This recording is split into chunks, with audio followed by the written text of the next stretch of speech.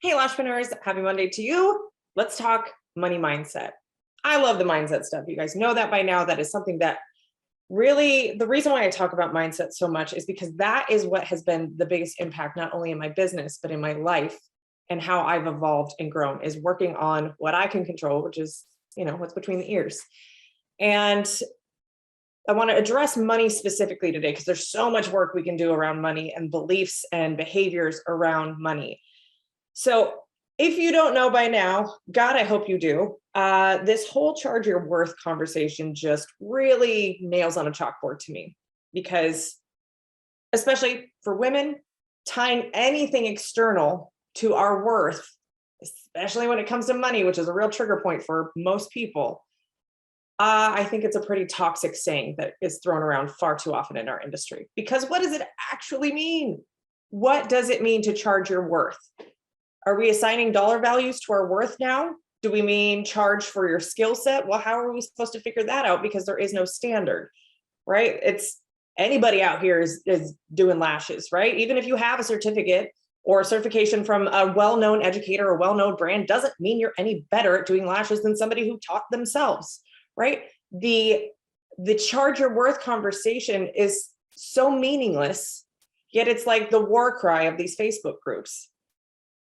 So I want to give you some actionable steps to take with your mindset around money for you to identify what you should be charging or how you should be viewing your price point and your place in your market, right? Like you've got all these competitors, they're charging a certain price. Well, I can't charge more than them because their work's better than me, or I don't want to be the most expensive in the area, but I want to be the cheapest and all the stuff that comes around it. So the first thing to really get clear on and really understand is that money is neither good nor bad. Money has zero goodness or badness to it. It is a piece of paper in most countries, maybe it's a coin where you're at, that really, if we didn't assign the meaning that this can get me something in exchange for it, it would be a piece of paper. We could even frame it, right? And be like, look at this piece of artwork I have on my wall. But it's the meaning that we as individuals and as a society give it that somehow has all of this meaning to it of whether it's good or bad. Having lots of money is good. Maybe some of you having lots of money, you feel like people that have a lot of money are bad. There are so much meanings that we put on this piece of paper or a number on a screen when we're checking our bank account, or when we look at our sales versus money coming in versus money going out, we assign it a meaning. What the cool thing is, if you really get present to the thoughts you think and being present to how you feel whenever you're talking about money, looking at bills, looking at your sales, anything like that, when you came into this world as a wee bitty baby on that rainy day, how many ever years ago, you had zero understanding of money. You had no fears. I think the only fears that baby have are like being dropped and loud noises are the only things that babies fear.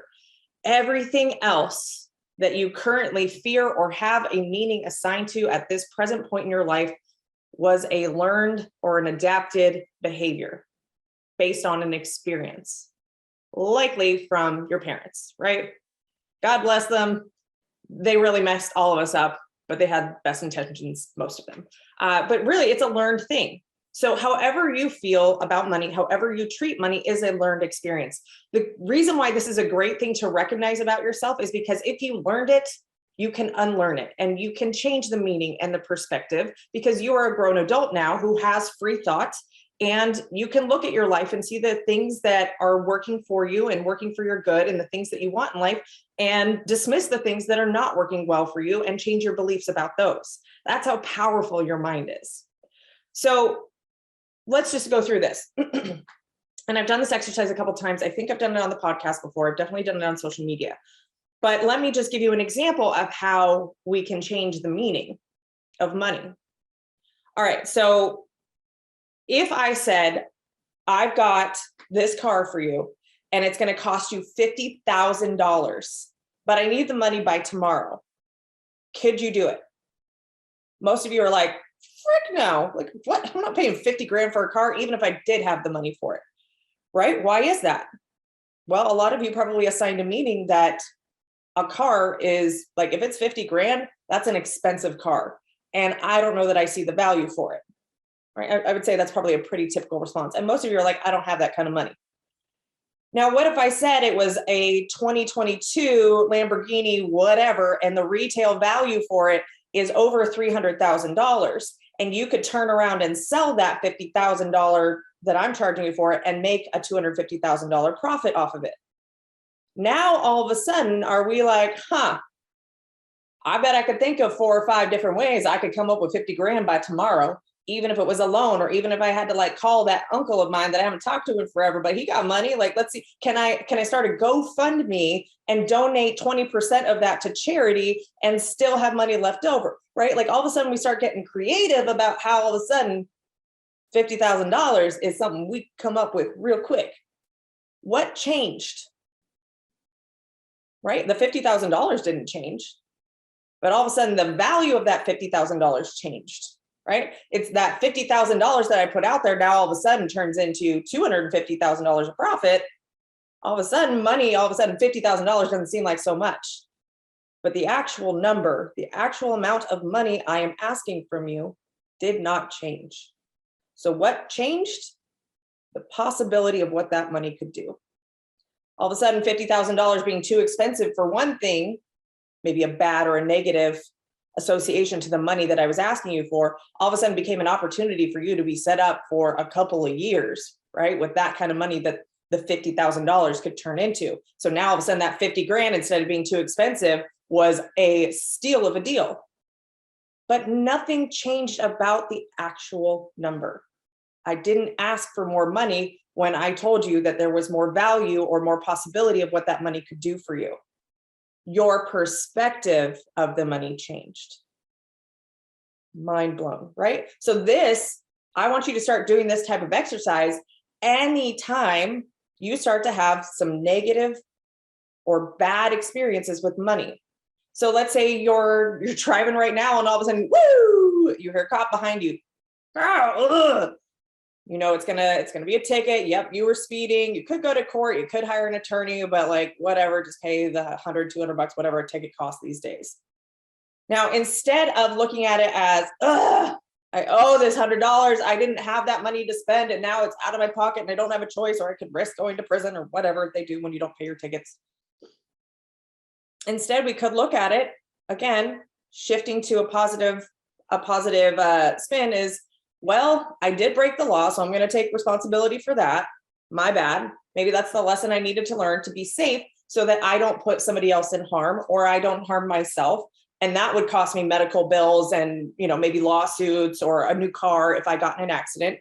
So that's one way of looking at it. Maybe I look at it as, well, paying the government so they can keep the roads paved and keep the schools open and, have all of these free government programs. I mean, political beliefs aside, when we pay taxes, it provides for us to live in the country we live in and have certain, safeties and firefighters and police officers and roads being paved and structure to our government and politicians and all that kind of stuff, which again, could be good or bad, but you can always change your perspective, not at what it's costing you, but what you're actually getting in return for the money. I do this exercise all the time, especially for those that are looking to work with me one-on-one or work in my mastermind. Those are expensive for some people. Every time I get on a call with someone that we're considering working together, I make sure, and this is a great exercise for you if you're talking with a potential client who wants to know your price point, I make sure that I understand what their value is before we ever talk about money. So if somebody wants to work with me one-on-one coaching and they're of a level that, I think it's a good idea, I think I can help them with what they're wanting to achieve, the question I always ask before I ever introduce price is, if we look 6 months down the road, a year down the road, and you're sitting there, call it a year from now, looking back on your year and going, man, that was the best investment I ever could have made, what would that look like? How would you define this being like the best investment you've ever made? And I get someone to get clear on why they want this investment. I understand their current pain points. We've talked through, the goals, but like really, how does looking at the investment into working with me or to getting a service or getting a product, how is that going to make your life better? What is the expectation you have going into it? Because then they're already clear on what the result is. I'm clear on the result, and I will tell them, yes, we can absolutely work towards that. I'm not guaranteeing anything because I can't make you do any work, but I can see where my skill sets and experience can help somebody get there. And then when I do bring up price, and chances are people are most likely, if they've never invested in coaching before, a little bit sticker shocked of like, whoa, that's a lot. But then we start to look at over 6 months, is it really that much? You know, so if working with me, your goal is to build out a team of 6 other team members and you currently have none, well, if over the next 6 months, I can get you working on getting 3 full-time team members in, and that's our goal for the next 6 months, is to get you 3 full-time team members. And then you'll have the systems and processes to copy and paste that ongoing from here forward, wherever you want to go. All of a sudden, no matter what I'm charging, we start to assign the value of what you're learning that you get to take with you forever to your results and your goals. So instead of looking at it as like, oh, that's expensive, now we get to look at how you can transform, evolve, grow, and become better for the investment into yourself, not into me. Same thing with your potential customers. If you understand, like, they feel, you know, not beautiful, they're insecure, they don't speak up for themselves, they don't want to put that, they hate getting on Zoom, they hate going out and like talking in a meeting because they just don't feel their best. And all of a sudden, if you understand that about them, and you charge $200 for a full set of eyelash extensions, but that really is going to help them feel more confident and feel more beautiful, all of a sudden you've opened up a world of opportunity for them to show up as themselves confidently. It's hard to put a price on that, right? But yet we get so nervous to put our price point out there, thinking, I'm just going to hear that it's too expensive. Maybe I need to lower my prices. You know, they're probably comparing me to some other girl down the street. Now I know her work is not as good as mine, or maybe I think her work is better than mine, but I've got bills to pay. And so we start assigning all of this meaning of what us charging somebody for the skill set that we worked very hard and we have worked on and perfected and slaved to perfect. We all of a sudden feel bad for charging anything for it, much less what we would consider a premium price point. Why is that? Well, chances are, if at any point you feel bad about charging a client or raising your prices, oftentimes this comes up, you feel bad for raising your prices, is that you are assigning your own money beliefs and your own value on yourself, your worth, your skill set, and you're making that decision for your client without their input whatsoever. Keep your hands out of your client's pocketbook, right? It is not up to you to make the financial decisions of where your client's money is best spent. It is your job to make sure that they understand the value, the benefits, and the results that your work can get them. But you don't get to decide whether $200 is too much or too little, whether $75 for an hour's worth of work is too much or too little. You don't get to decide that for them, because it would be irresponsible of you to only charge what you think somebody would be willing to pay for you. And that's why I think the whole charge your worth conversation is utter poo hockey. And yes, I said poo hockey. Because worth is discretionary per individual. While you may have one client who raves about you, who will be a longtime client, who will tell all of her friends about it, you will get another client in who's like, I don't ever want to do that again. That wasn't for me. I didn't like it. I didn't like the process. So 2 different values assigned to you and the exact same work that you provide. So should you cater to the person and be caught up in the person who didn't think it was worth it because they just didn't like lashes and they didn't like how they felt and they didn't like how they looked with them on? Or should you assign your price point to the value of the person that raves about you, that wants to, you know, shout from the rooftops how life-changing that service was? The answer is neither, right? I mean, yes, we want the clients that rave about us, but your worth and value is not determined by them. When we're looking at a business, the whole point of having a business is to make money. So if you signed up for entrepreneurship, if you signed up for running a business, guess what? You signed up to make money. Accept it, right? In fact, you should be profitable, right? That's how you keep your doors open. That's how you feed your family. That's how you live and survive, but not just survive. Who wants a lash artist that's just surviving? Who wants anybody in their life that's just surviving? We want you to thrive. We may be jealous of it if we haven't done the internal work, but if somebody is thriving in life, isn't that proof that it's possible for us if we're not in a thriving state? You should want to be successful. You should want to have the lifestyle that other people dream of. because everybody else is spinning circles and their own circumstances and their victimhood, when you could be out there thriving and living your best life, irregardless of whether somebody thinks you're deserving of it or not. It's not their call. So the money mindset piece that I want you to have as the takeaway from this episode is that money is neither good nor bad. Your price point is neither good nor bad. It's neither expensive nor cheap. You are assigning that value on your own mindset. And if whatever value you've given money in your business, in your life, in your world, on your clients is not serving you to motivate you, to make you feel good, to make you want to do more of it, to want to increase your income, your goals, your lifestyle, whatever it is that's of value to you, then change your perspective until it does. When you feel ick about money, that's your body's way saying you're out of alignment. That's your body's way of telling you, hey, the way that you're looking at this is not serving you, which is why we're putting up the anxiety flags and the fear, and we're making decisions from scarcity and lack instead of operating from a place of serving others, helping others feel beautiful. And yes, there is a cost that comes with that. You cannot pay for a location to do lashes in if you don't have the ability to pay for rent or a mortgage or wherever you are renting out. So there is a cost of you being able to provide the service. There is a cost to the supplies of what you are putting on someone to give that transformation. And there is a cost to you living in this world so that you can operate a business, right? There is a cost to taxes to be able to have a business in your city. There is a cost to you wanting to have a lifestyle where you're not so paycheck to paycheck and miserable, right? And to create a wonderful customer experience and for you to be a happy, joyous person. All of that in this modern day requires some sort of money. So it's okay for you to charge what you need to charge in order to live your best life and to provide an amazing service so that somebody can leave your business and feel amazing about themselves. And you should never have to apologize for charging what you charge or feel bad about it. And if you do, if raising your prices by 20% when you're fully booked and you are working 10 hours a day and you're taking clients 6 and 7 days a week and you're never around your family, why the heck are you prioritizing somebody else's value or your perceived value of what you think your clients will pay over your own life experience and the things that you want to do? Most of you got into business to have more freedom with your time and more freedom with your money. Yet the behaviors that you are currently doing in your business are getting you further and further away from that. Why?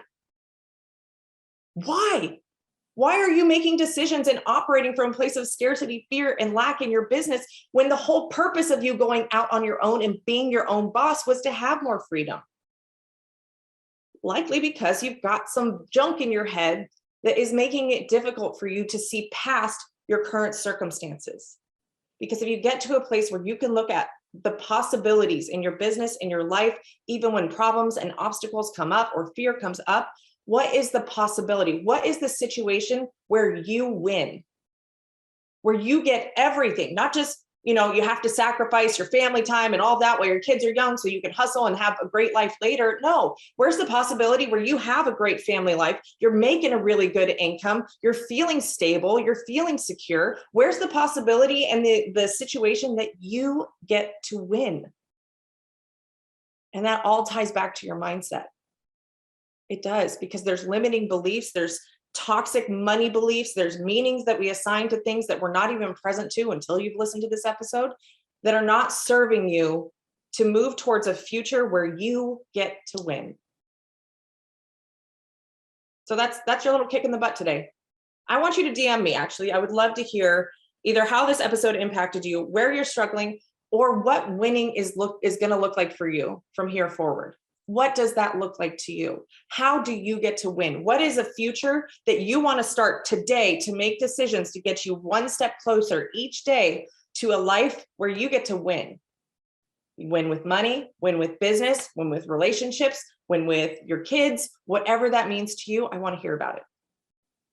Because you're worth that life. You're deserving of that life. And we can work on mindset all day long, but you have to recognize that you are the one that created the beliefs and the behaviors that you're operating in now. And if it's not getting you the results you want, it's great news because you get to change that. And it's not going to be easy. And you're going to have to do some digging and you're going to have to do some work, probably some therapy, some woo-woo, get that stuff out of your head. But there is a future where you get everything that you want. And I want that for you. So that's your call to action today on today's episode is DM me with what winning looks like to you and how this episode may or may not have impacted you. All right, guys, that's all I've got for you today. I will see you next week. Have a good one.